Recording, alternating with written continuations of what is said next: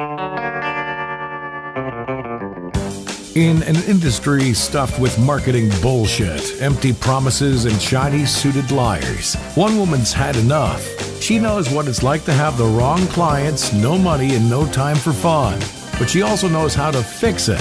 And on the Business for Superheroes show, she promises to tell the down and dirty truth about business, sales, and running away with the circus. Here's your host, Vicky Fraser. Hello and welcome to the Business for Superheroes show. I'm Vicky Fraser and I'm coming at you live from a beautiful garden in Lanzarote. And it's a little bit sad because we were going to build a blanket fort last night, but then we had quite a lot of wine and forgot. So this week I am here with Kendall MacDonald. Say hi. Hi. Jennifer Murgatroyd. Hello. Who has the best surname of any of my friends. And Mike Brown. Hello. Hello. Hello. Hello.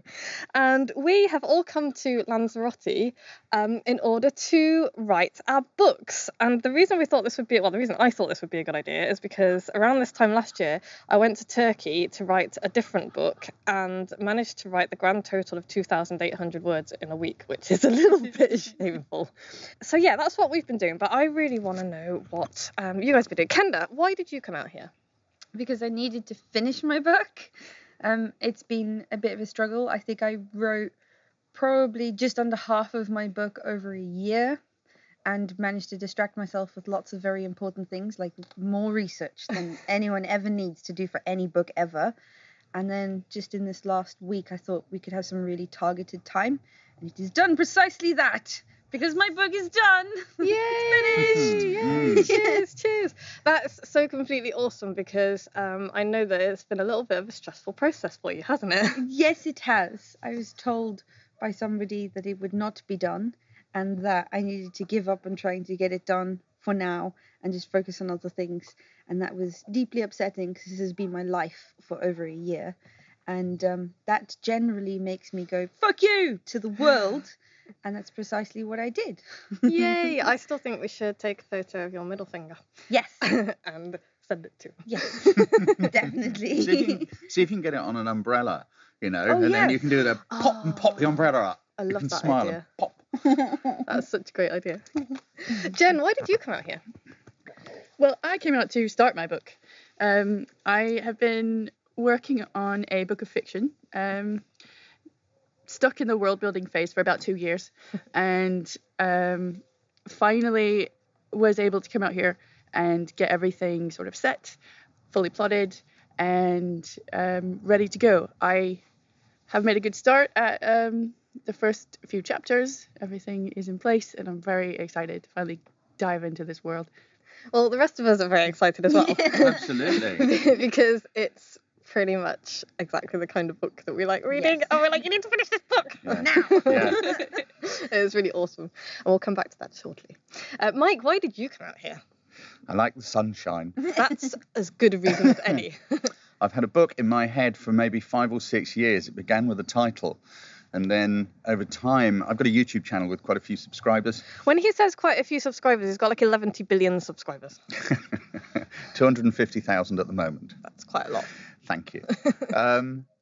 And many people, those videos document my weight change over many years, from like being 11 stone overweight sometimes virtually. And I've twice lost over 10 stone.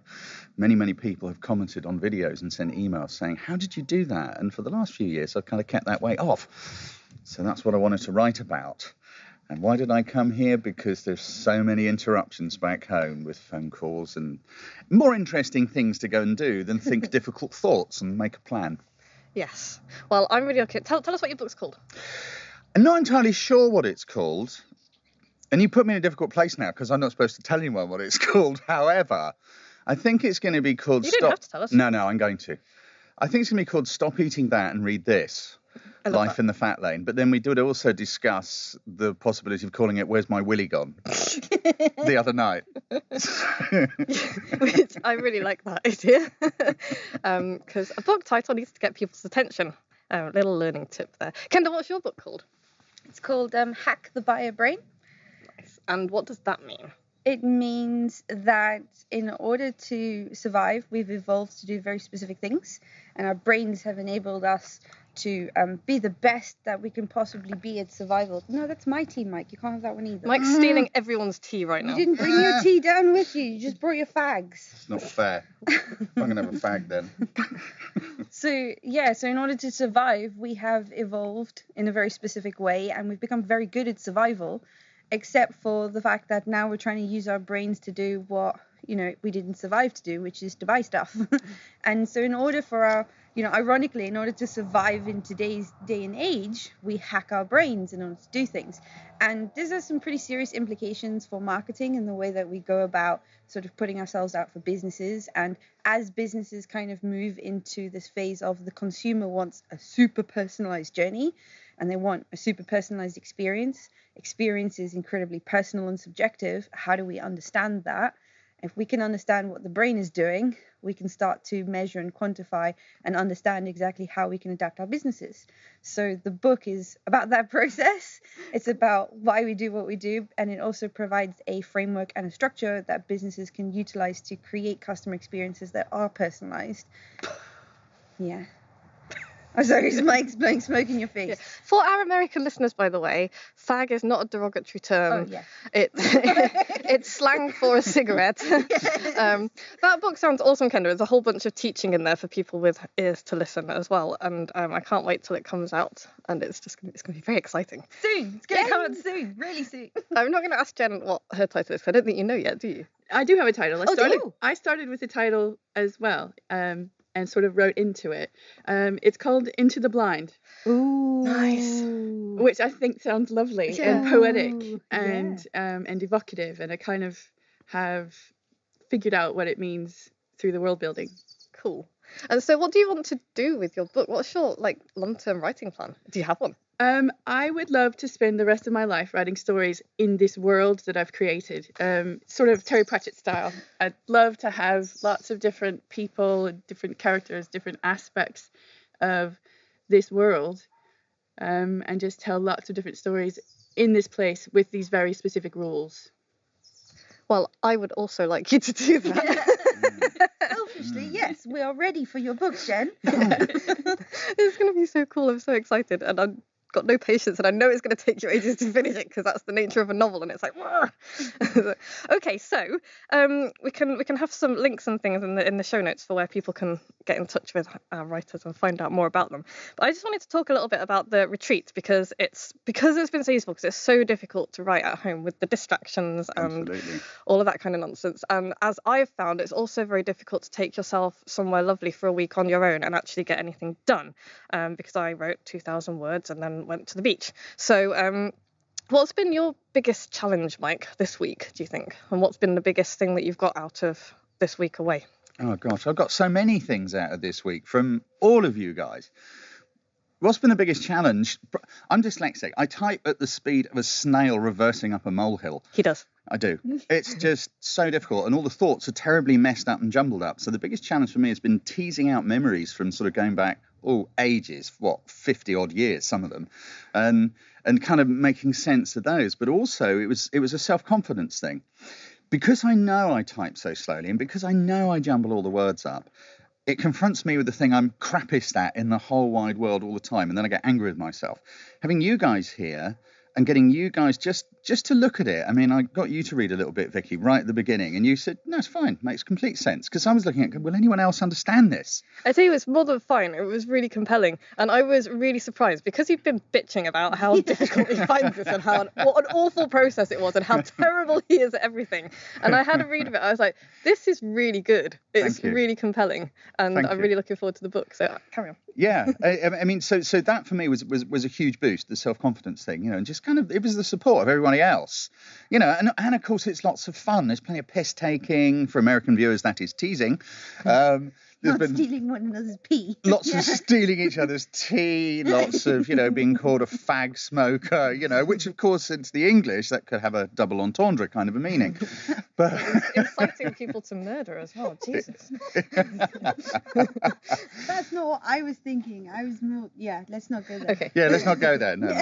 And, it's been great. And hearing what other people are doing, because our books are so different. And Jen, when you read out that first bit of your book, two things happened for me. One is like, wow, that's so incredibly rich, and how you took such a small thing and made it not last, but you made it rich and evocative and really created a picture in my head. And then, of course, I went into the old self-doubt thing of like, oh, mine's going to be crap.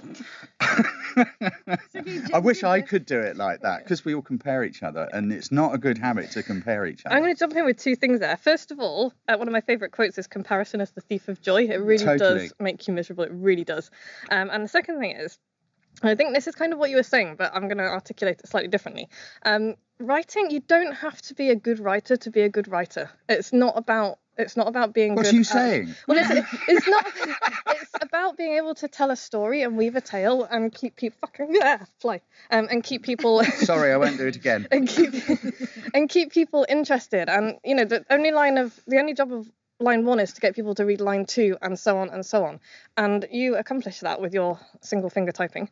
So it doesn't matter. You don't. I think this is what stops a lot of people from writing books and things. It's like, well, I'm not a writer, I can't write. It's like bullshit. That's just an excuse. Yeah. Because if you can tell a story in any medium, which you can, because you've got 250,000 viewers on YouTube, and you wouldn't have them if you couldn't weave a story. That's the most important thing. You can always get an editor to tidy up the fucking typos later. And also, there's a little thing within there. We were saying about the comparison stuff. What I noticed the minute you said that is I'm always teaching my followers, photographers, not to compare their work with other people's. It's such a human thing to do. It's so ingrained in us to go like, no, theirs is really good, and compare. But you're right, it's total poison. Yeah, it is poison. It really is. Kendall, what's been your biggest challenge and the biggest thing you've got out of this week? Oh, I think I had a massive roadblock. I left one of the chapters all the way to the end. It was the last chapter I wrote. And when I woke up in the morning, I was a fucking wreck, because I knew I had to write that chapter. I think it was it Wednesday morning? Yeah. Yeah, Wednesday morning. I was a wreck. I was a complete mess. I woke up in the most foul mood ever, even more foul than I normally wake up. And it was pretty rough. And I spoke to Jen about it. And it turns out that I had a big problem with the fact that through various different circumstances, which you can read in the preface of my book, through various different things, I hadn't managed to complete the very final set of my exams for my degree.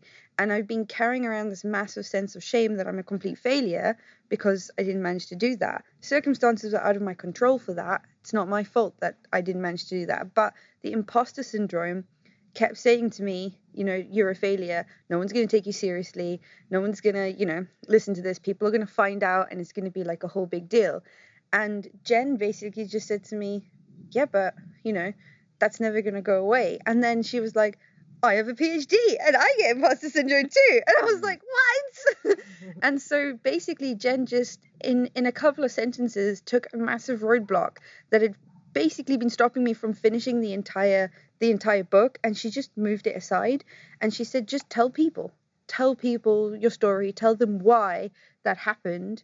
And I think the preface is now pretty powerful because of it, because I tell people why it happened. And as a consequence of that happening, I threw myself into research in a way that most business owners don't. And I kind of have made myself obsessively research various different things. And that has enabled me to create the book, and it's enabled me to create a framework. So it is a powerful part of my story, but that self-doubt was really poisoning everything. And it was ruining my life. And Jen just went, bloop, and moved it aside like it was nothing. And so like the support of everybody else, and every time I've had a little freak out, like straight after that, I went and spent the entire day, a full 12 hours, writing one paragraph and freaking out about this one paragraph. And when I got everybody to read the paragraph, got over myself because I didn't want anyone to read it, they read it and they were like, yeah, it's fine. And so just having that kind of group, motivation that it's like definitely like a hive mind, and like validation between everybody has been pretty amazing. And so that's kind of what I've taken away, Yeah, it and has what been my amazing. challenge was. It has Yeah. been amazing, you Yeah. know, and it's just like the way we all leave each other alone, I think, is really important too. You know, Yeah. it's just sort of, we've all been getting up at like crazy o'clock in the morning. Not all of us. Not all of us, no. Pretty much. I mean, it's not many days that everyone hasn't been actually writing stuff by about 8:30 or 9 in the morning. Okay, there's breaks to go off running or walking Not up all hills. of us. Yeah. Vicky means Vicky. And it's been really great. Sorry, I'll shut up. Jen. So, Jen, what's been your biggest challenge and biggest benefit? Well, the biggest challenge is the fact that I have a full-time job and I've not found any time in my life to make room for this book. It's always been tapping at the back of my mind, and so it was a good time for me to take a week off work, and I needed a break from my job anyway, really. So it was a good excuse to come out, have a holiday, and really focus and sort of indulge myself, because it's fiction, it feels very indulgent. There's always something else more important that I should be doing. And again, it's the group validation. It's when Kendall read some of my story and said she wanted more, and Mike, when you pointed out that it was evocative and rich, I knew that I was on the right track, because that's exactly what I want to do. That's the kind of book I want to read. It's the kind of book I want to make. And so it's that validation that, yes, this is worth writing, and that someone else might want to read it, is very inspiring, and pushed me to plot out the entire story the rest of the day, like in that one day. Yeah. So while it didn't add anything to my word count, it unlocked over 2 years worth of self-doubt and struggle and roadblock. Yeah. So it's been brilliant. Cool. Yeah, 'cause I remember when you first started talking about this and we were in the car on the way to the train station. Yes. And it was just really, and I was like, that's really exciting. And then we didn't hear much about it for a while. And now you've got the bones of a book, which is just so cool. Yes, I've tried, because when we first had that conversation, it was NaNoWriMo, which is the National Novel Writing Month of November, and that was pretty disastrous for me, and has been every year since. I've signed up for that. The idea is to write a book, 50,000 words, in the month of November, which is impossible. A lot of words. I mean, a lot of people do it, but I don't know how, and it was pretty disastrous, and so I just assumed I just would never be able to do it. But now I think I can do it. I know you can do it.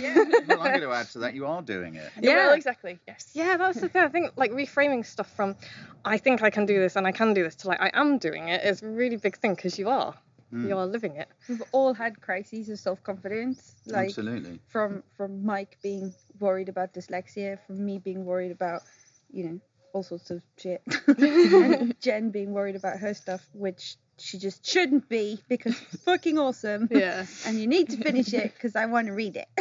Yeah. Well, you'll all be my beta readers. Yes! So no worries. Yeah.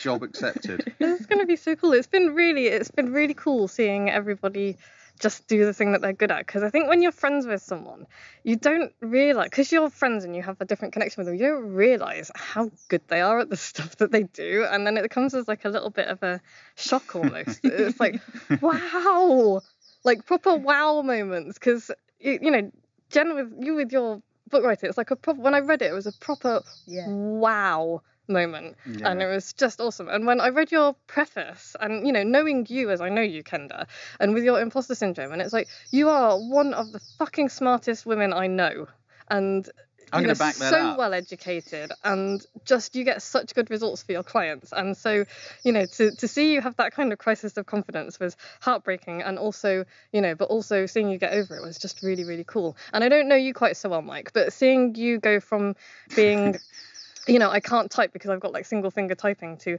oh, look, I've written all of this stuff and it's really good and compelling and enjoyable and I want to read more of it. It's just really exciting. It's been a great Mike week. spent the entire week giggling at his computer. Yeah, he has done that. You can hear him outside. We've been inside like working away and you can hear outside. Not only that, he puts his hand to his face like a little kid and giggles at the same time. Which is But I also stick my hand in my mouth 'cause I'm trying not, on the times when we're all in the same room together, I'm trying not to be a distraction, which is what I was at school. And it's also another thing that's been great for me was with my particular genre, you know, I'm trying to bring back memories, both happy, delightful, funny, as well as extremely painful emotionally. Yeah. And it's kind of like when those giggles come, it's because I've suddenly remembered something that was so stupid and funny. And it's been a really great pleasure reliving some of those things and bringing them out. And, you know, I don't want to stop now. It's going to be really hard going back to the office and normal work because this has been... No. Yeah. Have I basically ruined I want to keep everyone's doing life? it. You've ruined my life, Vicky. But also, we need to take a moment because Vicky has come here and she's not said all the amazing things that she's done because Vicky's like that. Yeah. But she's come here and she has nearly bashed out an entire book. And by the time she gets back home tomorrow, I mean today. It's today. It's today. Yeah. Oh, tomorrow. You go back tomorrow. Yeah. By the time she gets back home tomorrow, she will most likely have finished the first draft of the book, and like to have come here and have a kind of an idea for the book and an outline-ish but not structured, and then to leave here with how many chapters written?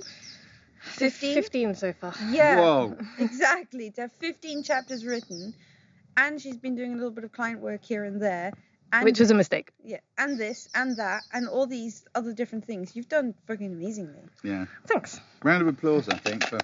Round of applause for everybody. Anyway, so also, just we're running out of both time and iPad battery. Thank you, Kendall, is what I meant to say then. We're running out of both time and iPad batteries. So really quickly, where can my podcast listeners find out more about you, Mike?